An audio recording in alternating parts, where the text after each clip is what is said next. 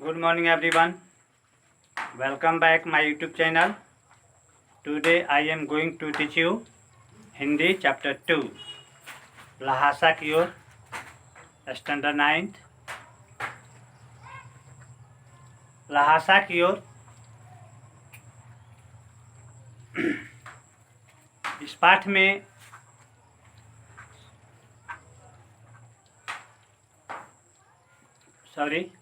क्षितिज भागे का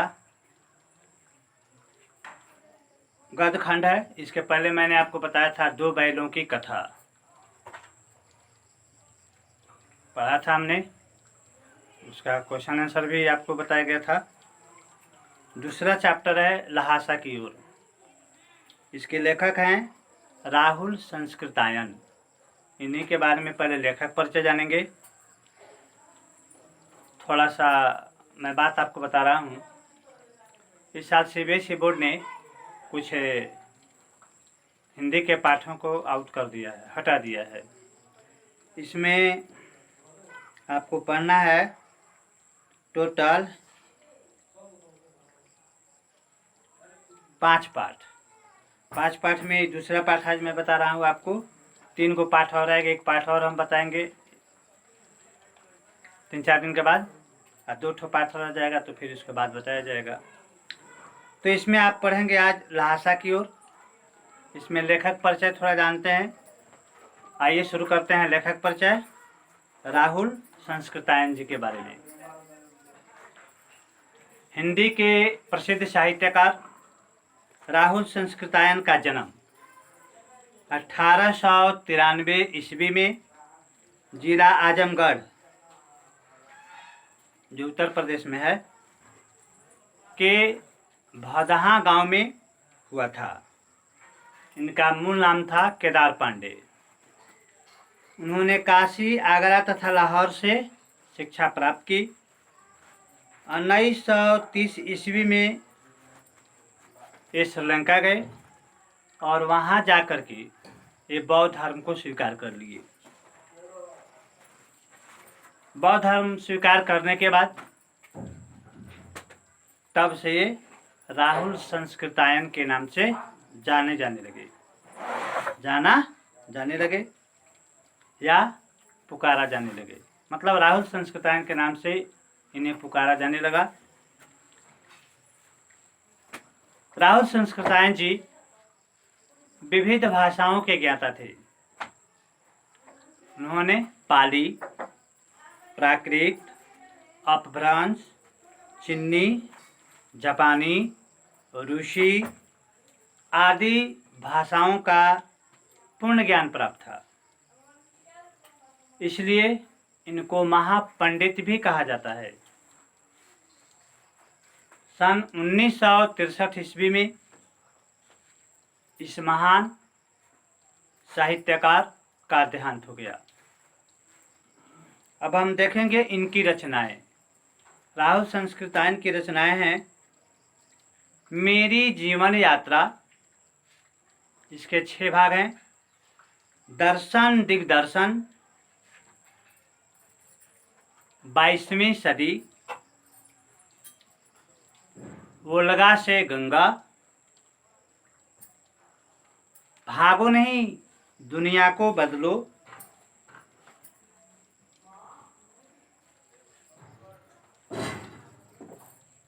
दिमागी गुलामी, घुमक्कड़ शास्त्र इत्यादि इनकी रचनाएं हैं। अब हम देखेंगे राहुल संस्कृतायन की साहित्यिक विशेषताएं। राहुल संस्कृतायन जी के साहित्य से जिंदादिली और साहस के दर्शन होते हैं। उनका घुमक्कड़ी शास्त्र यायावरों का प्रणय ग्रंथ है। उन्होंने न केवल स्वयं जीवन भर देश विदेश की यात्राएं की, बल्कि अपितु अपने साहित्य में भी उन यात्राओं का वर्णन किया है। उनकी यात्रा पिकनिक या मनोरंजन का सुगल मेला नहीं होती, बल्कि कठोर साधना होती है। इस साधना के दर्शन लहासा की ओर नामक यात्रा वृत्तांत को पढ़ करके हम कर सकते हैं। तो आइए शुरू करते हैं। यात्रा वृत्तांत, ये कहानी है राहुल संस्कृतायन की, लहासा की ओर। लहासा की ओर पाठ जो ये था ये था लेखक परिचय, मतलब इनका जन्म कब हुआ था, इनकी मृत्यु कब हुई थी, इन्होंने कौन कौन सी रचनाएं की, इनकी साहित्यिक विशेषताएं क्या है, ठीक है ना। यही सब बातों को मैंने वर्णन किया। अब हम शुरू कर रहे हैं पाठ का सार, लहासा की ओर। इस पाठ का सारांश हम आपको बता रहे हैं। इसके लेखक हैं राहुल संस्कृतायन। लहासा की ओर एक यात्रा वृत्तांत कहानी है। इसमें राहुल संस्कृतायन जी ने 1929 से लेकर के 1930 ईस्वी तक नेपाल में तिब्बत के दुर्गम रास्तों का रोमांचक वर्णन किया है। थोड़ा सा देखते हैं यात्रा वृत्तांत क्या है। यात्रा वृत्तांत का अर्थ होता है आप कहीं का सफ़र कर रहे हैं। मान लेते हैं आप दिल्ली गए, कश्मीर गए, कोलकाता गए, बंगाल गए, कहीं भी गए, तो घर से निकलने के बाद रास्ते में सफ़र शुरू करने तक आप जो देखें, फिर यात्रा शुरू करने से लेकर और गंतव्य स्थान तक पहुंचने तक, फिर वहां ठहरने के बाद जो भी आप क्रियाकलाप किए, उन सभी बातों का वर्णन ही यात्रा वृत्तांत कहलाता है। तो राहुल संस्कृतायन जी जब यहाँ से चीन, तिब्बत, नेपाल होते हुए गए, रास्ते में बहुत जगह ठहरे, उन्होंने जो दृश्य देखा, जिन लोगों से मुलाकातें हुई, वहाँ के लोगों से परिचय हुआ, उनके व्यवहार, अपना व्यवहार, खान पान, वेशभूषा, रहन सहन, सभी से प्रभावित हुई।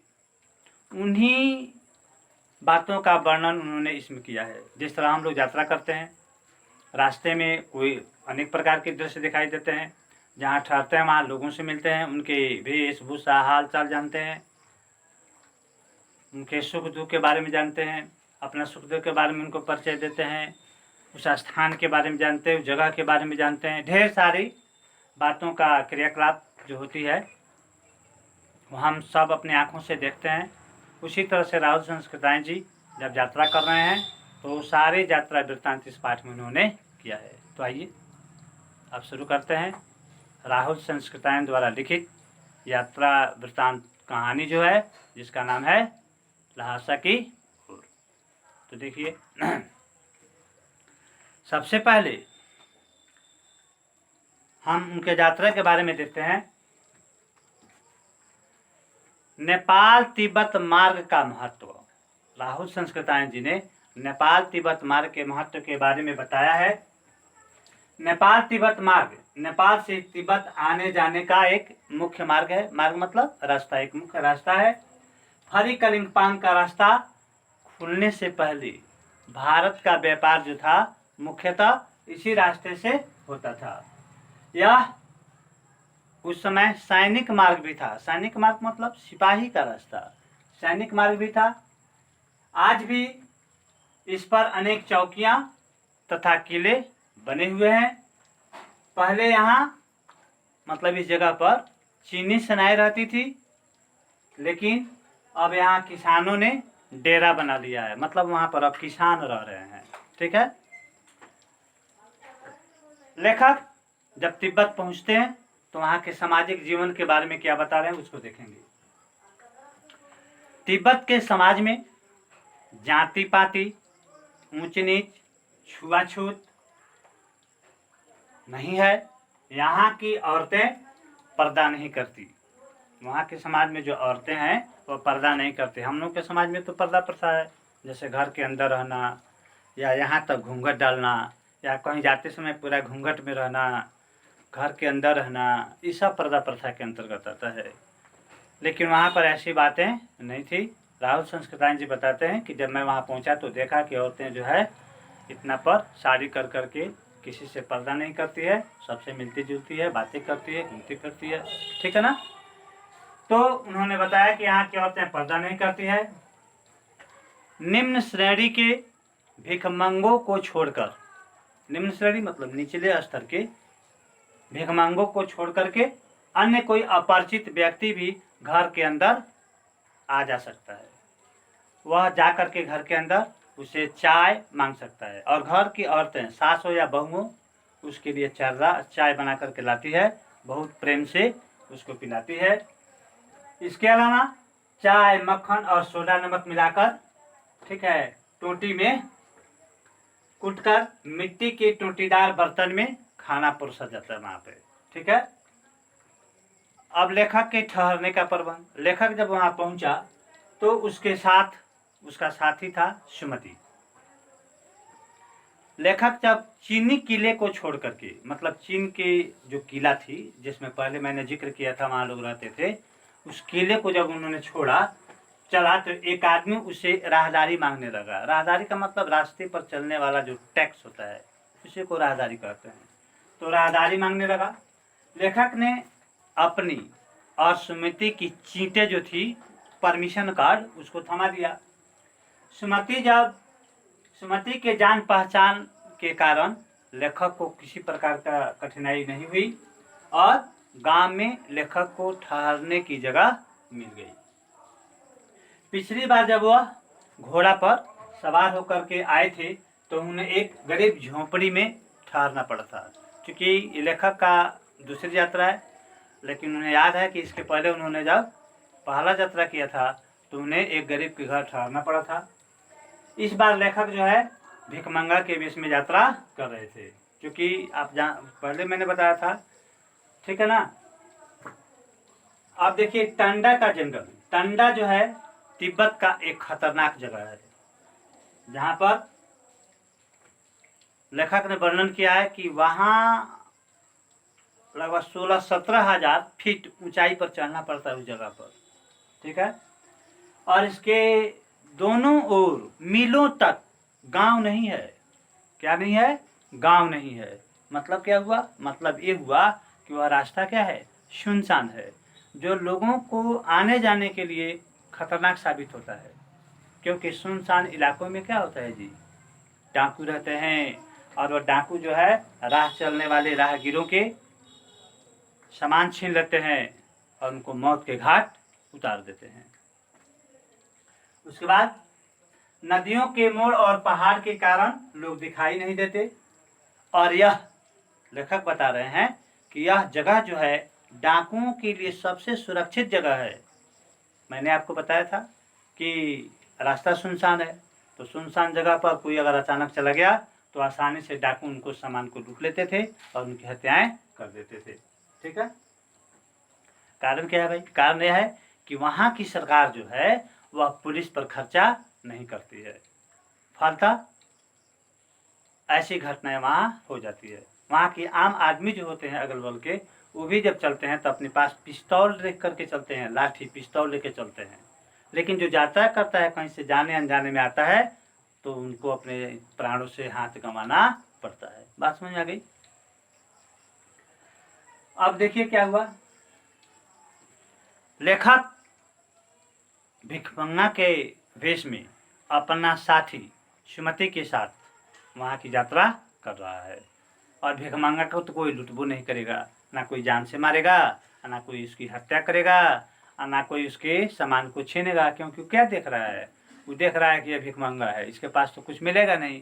तो लेखक अपने मित्र सुमति के साथ भिखमंगा के वेश में यात्रा कर रहे हैं। इसका फायदा यह है कि लेखक को वहाँ के डाकुओं से कोई खतरा नहीं है, ठीक है। अब है आगे की सफर। चूँकि मैंने आपको बताया था कि 16-17 हजार फीट ऊंचाई पर वह स्थल है, तो अगले दिन लेखक जो है 16-17 हजार फीट की ऊंचाई पर चढ़ करके लंगकोर पहुंचे। वहाँ का जगह का नाम है लंगकोर, ठीक है।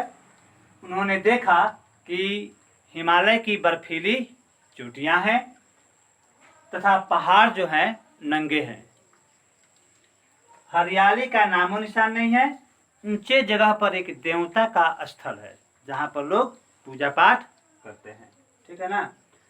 फिर लेखक जो है वहां से लेखक जो है उतर करके अब नीचे आया तो घोड़ा जो था चढ़ाई ऊंची चढ़ाई पर चलते चलते थक गया था।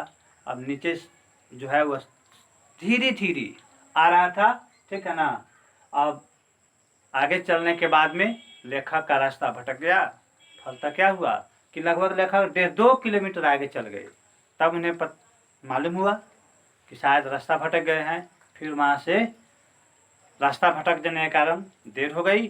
अतः लेखक पुनः वापस आया और इधर उनका दोस्त सुमति जो था उनका इंतजार कर रहा था। जब लेखक सुमति के पास आया तो सुमति उसको भला बुरा कहने लगे। लेखक ने अपनी बातें बताई। तब जाकर के उनका मित्र सुमति शांत हुए। अब देखिए तिब्बत की तेज धूप। लेखक सफर कर रहा है। 10-11 बज रहे हैं और आसमान से कड़कड़ाती धूप लेखक के सर पर पड़ रही है।